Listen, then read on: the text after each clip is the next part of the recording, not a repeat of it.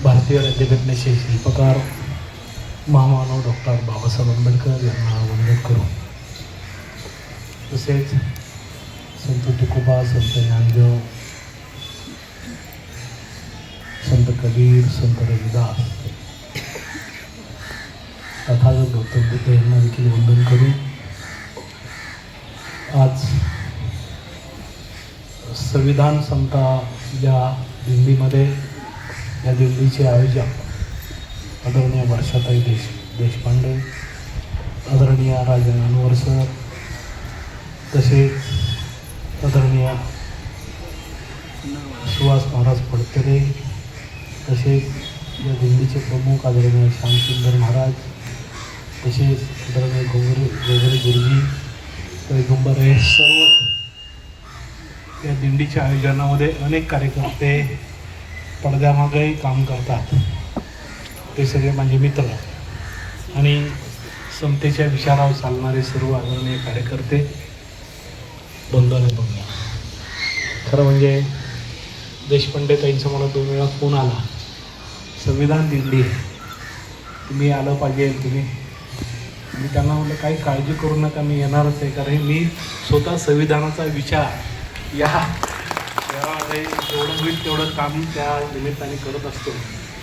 आणि ही संविधान दिंडी निघणार मला अशोक बापूंचा फोन आला आणि मी लगेचच सगळ्या अधिकाऱ्यांना सांगितलं की इथं सगळी व्यवस्था झाली पाहिजे आणि चोख व्यवस्था व्हावी यासाठी मी ताबडतोब सगळ्यांना शहराचा उपमहापौर म्हणून लगेच मला आदेश देता आले. आणि मला खूप आनंद वाटतो की या कार्यक्रमासाठी मी अधिकाऱ्यांना आदेश देऊ शकतो की नाही चांगली व्यवस्था केली पाहिजे. तर म्हणजे हे हेरिटेज प्रॉपर्टी असल्यामुळं काही गोष्टी करता येत नाही. जर बाहेर असतं तर अजून आपण वेगळं काहीतरी करू शकलो असतो. म्हणून या ठिकाणी आज समता दिंडी, संविधान दिंडी या क्रांतीबा फुलेंच्या पुण्यातून पुढे जाणार आहे. महात्मा फुलेंचे 2 शताब्दी वर्ष, 14 तळ्याचे 100 वर्ष पूर्ण झाले. बाबासाहेब आंबेडकरांनी पाण्यालाही आग लावली आणि त्यांचं हे आंदोलन जगामध्ये लोकांच्या लक्षात आलं की पाण्यासाठी देखील किती संघर्ष करावा लागतो. ते बाबासाहेबांनी छत्रपती शिवरायांच्या पायथ्याशी रायगडावर केलं. त्या अगोदर याच वाड्यातली विहीर क्रांतीबा ज्योतिराव फुले यांनी तमाम दलितांसाठी, महारामांसाठी मोकळी केली. तिला 200 वर्ष या क्रांतिकारक निर्णयाला होता. त्या महामानवाची जयंती पुणे महापालिकेच्या वतीने आम्ही अत्यंत वेगळ्या पद्धतीने साजरे करण्याचा निर्णय घेतलेला आहे. यावर्षी पुणे महापालिका क्रांतीबा ज्योतिराव फुले आणि 14 ताळ्याच्या सत्याग्रहाचा एक सांस्कृतिक आणि साहित्यिक विचाराने आणि वेगवेगळ्या विचाराचे कार्यक्रम आम्ही लवकरच पुणे शहरामध्ये घेणार आहोत.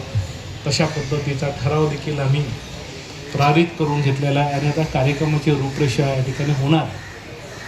म्हणून या ज्या भूमीमध्ये बसले आपण, ज्या जागेवर बसले, ती ऊर्जा स्रोत जागा आहे, इथून ऊर्जा मिळते. म्हणून या ठिकाणी हा संतांचा विचार आहे. मी दरवर्षी तुकोबाच्या पालखीचा खूप मोठ्या उत्साहात स्वागत करत असतो. काल माझ्या वॉलवर दिसत असेल, सगळीकडे दिसत असेल, मी तापुडीमध्ये राहिला आहे.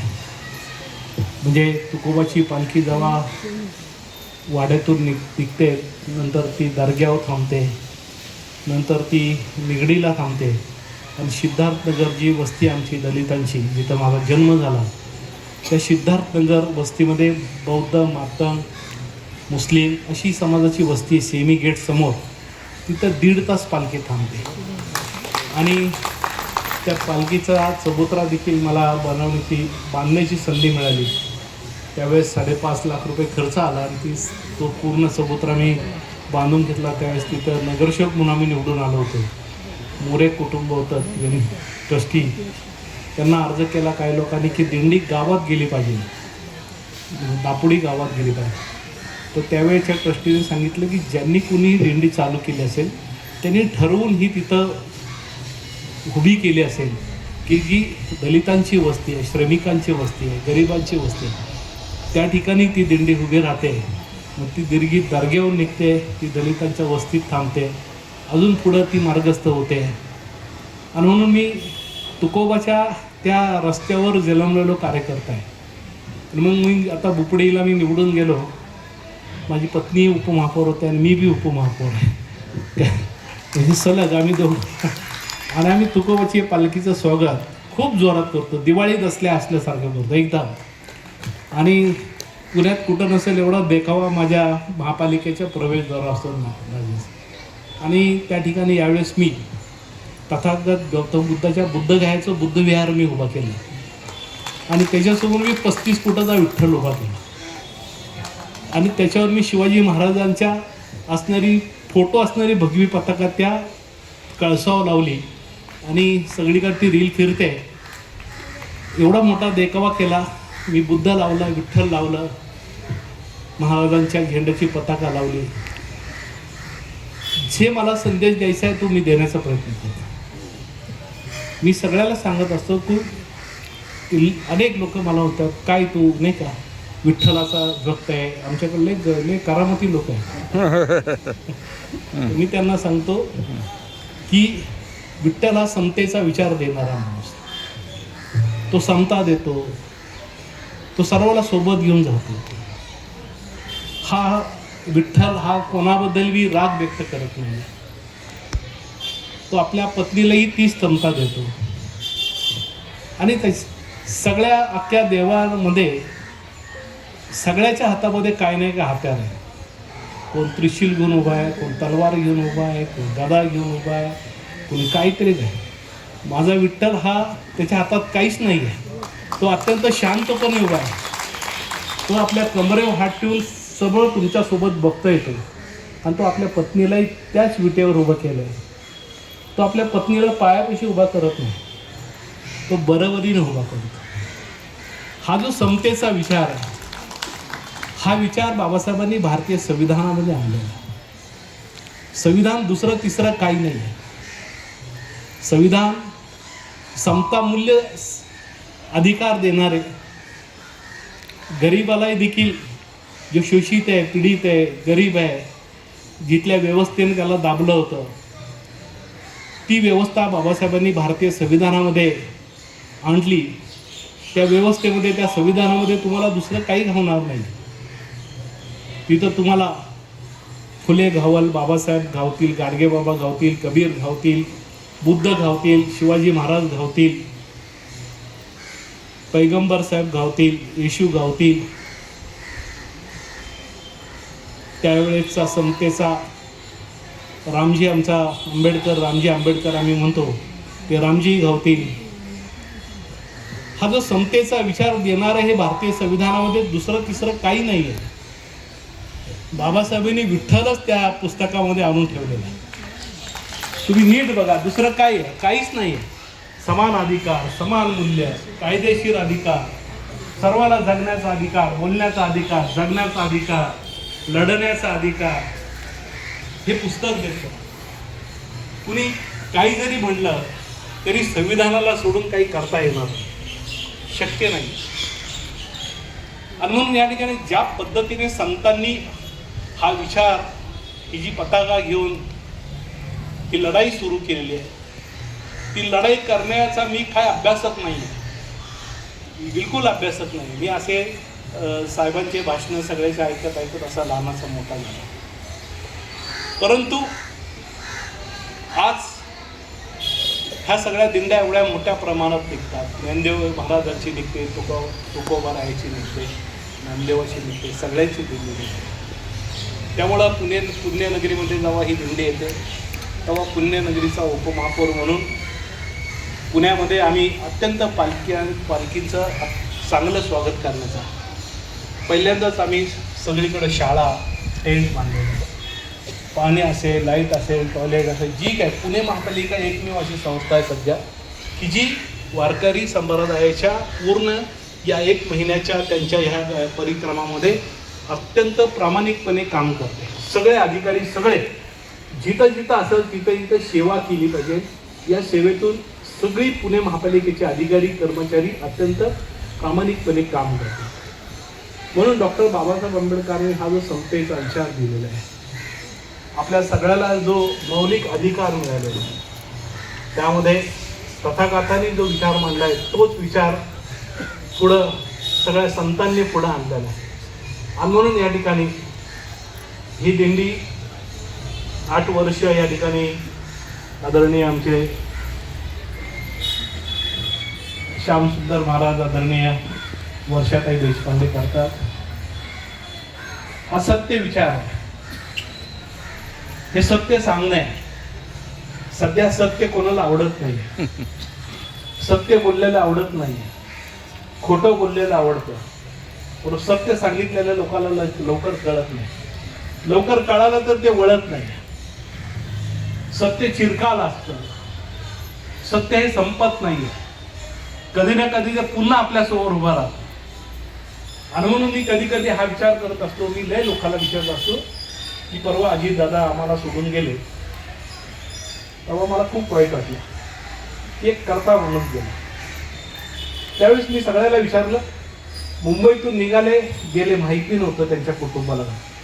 परशुराम वाडेकर इथं भाषण करतोय, मी माझ्या श्वासाचाही मालक नाही, जो श्वास घेतो त्याचाही मी मालक नाही, मला अटॅक येऊ शकतो, मी उद्या सकाळी उठेल का नाही मला माहित नाही. जगामध्ये आपला कुठला भविष्यकार नाहीये की जो सांगतो तुला दीर्घ आयुष्य लागेल, त्याला बुटाने मारलं पाहिजे. हे असले खराब बाबा बिबा सगळे डुप्लिकेट बाबा, आणि आपले लोक त्यांच्याकडेच आपला हात दाखवत असतात नाही का. आपला पवित्र हात असे त्यांच्याकडे जातात, त्यांच्यावर भरोसा ठेवतात. बाबासाहेबांवर भरोसा ठेवत नाही, तुकोबावर ठेवत नाही, ज्ञानदेवावर ठेवत नाही, नामदेवावर ठेवत नाही. या ढोंगी बुवावर विश्वास आपल्या लोकांचा असतो नाही का. आणि यांची दुकानदारी अत्यंत व्यवस्थितपणे चालली. आणि म्हणून कधी मृत्यू येणार, मग असं आहे का ब्राह्मण समाजाला 100 वर्ष मिळणार आहे आणि परशुराम वाडेकरांना फक्त 10-20 वर्ष मिळणार, असं आहे का. मृत्यू तुमच्या पाठीशी उभा आहे. अमेरिकेलाही कळायला पाहिजे, प्रत्येक माणसाला कळायला पाहिजे की तुम्ही तुमच्यासोबत काहीच घेऊन जाणार नाही, तुम्ही काहीच घेणार नाही. इस्रायल असेल, कुठे असेल, तुम्ही कितीही काय करा, परंतु शेवटी सगळं सोडून जाणे. आणि ही भूमिका विठोबा सांगतात, विठ्ठल सांगतात, तुकोबा सांगतात, ज्ञानदेव सांगतात. आपल्या डोक्यात येत नाही. आपल्या डोक्यात तेवढ्या पुरती एखादी गोष्ट होती, परंतु सत्य आपण विचार केला पाहिजे की नाही, मी या क्षणाला माझ्या पाठीची मृत्यू आहे. मी दिंडीमध्ये चालता चालता मला अटॅक येऊ शकतो, मी जाऊ शकतो. मग काय कमवलं आपण, काय घेऊन जाणार आहे. संपत्ती घेऊन जाणार आहे, वैभव घेऊन जाणार आहे, पैसे घेऊन जाणार आहे. आज संध्याकाळी एखाद्याला उलटं बोललो, वाईट बोललो, ते घेऊन जाणार आहे. शेजारच्याला वाईट बोलते, काही घेऊन जाणार आहे. सत्य शेवटी सोडून सगळं आपल्याला जायचं आहे. हे जर सत्य असेल तर आपण कसं जगावं हे भारतीय संविधान आपल्याला सांगतं. आणि ते संविधान, त्याचे मूल्य जगवण्याचं काम, ते लोकांपर्यंत पोहोचवण्याचे काम ही दिंडी करते. त्याबद्दल आदरणीय श्यामसुंदर महाराज आणि देशपांडे ताई यांना मी मनापासून शुभेच्छा देतो. पुणे महापालिकेच्या वतीने आपण या आमच्या शहरामध्ये आला. मला आता माझं शहर म्हणजे मी उपमहापौर आहे म्हणून म्हणू शकतो मी माझ्या शहरात तुम्ही आला, त्याबद्दल तुम्हा सर्वांचं मी मनापासून स्वागत करतो. आणि दिंडी जाऊच तर मी पुणे महापालिकेच्या वतीने तुम्हाला जी मला मदत करता येईल कितीमध्ये 100% मी मदत करेन. पुढच्या वर्षी जेव्हा दिंडी, तेव्हा आपण 1-2 महिने अगोदर भेटूया. अजून तिचं स्वरूप आपल्याला वेगळ्या पद्धतीने काही करता येईल का. महात्मा फुलेंची 200वी जयंती ही पुढच्या वर्षी आपण पालखी या निघतात त्याच ह्याच्यामध्ये एक वेगळा कार्यक्रम आपल्याला करता येईल का, हा प्रयत्न आपण करू असं या ठिकाणी सांगतो.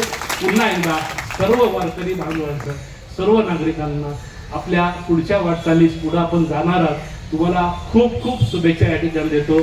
पाऊस या ठिकाणी आलेला आहे, शेतकरी सुकवलेले, धरणात पाणी नव्हतं, आमचा जीव खालीवर. 1 दिवसाड पाणी द्यायचे वेळ आले आम्हाला. आता नंतर पण कृत्रिम पाऊस पाडायचा असं चाललं, पण अचानक विठ्ठुवा पालख्या निघाल्या आणि पावसाची सर सुरू झाली. एवढा पाऊस आला की शेजारच्या गरीबाच्या घरात आता पाणी घुसायला सुरुवात झाली. एवढा पाऊस आला आणि पालखी आज अनेक शेतकरी सगळे सुकावलेले. उपमहापौरून आम्हालाही खूप आनंद वाटला की आता शेतकऱ्याला पाणी मिळणार आहे, पुण्यातल्या नागरिकांना पाणी मिळणार आहे. ती सगळी किमया त्या सोबत निघणाऱ्या हजारो वारकऱ्यांचे जे आशीर्वाद निघतात, जे अंतःकरणातून निघतात, पाऊस पडू दे तेव्हा तो पाऊस पडतो आणि तो पाऊस पडला हे देखील चांगली गोष्ट आहे. मी पुन्हा एकदा या दिंडीला खूप खूप शुभेच्छा. धन्यवाद. जय भीम, जय महाराष्ट्र.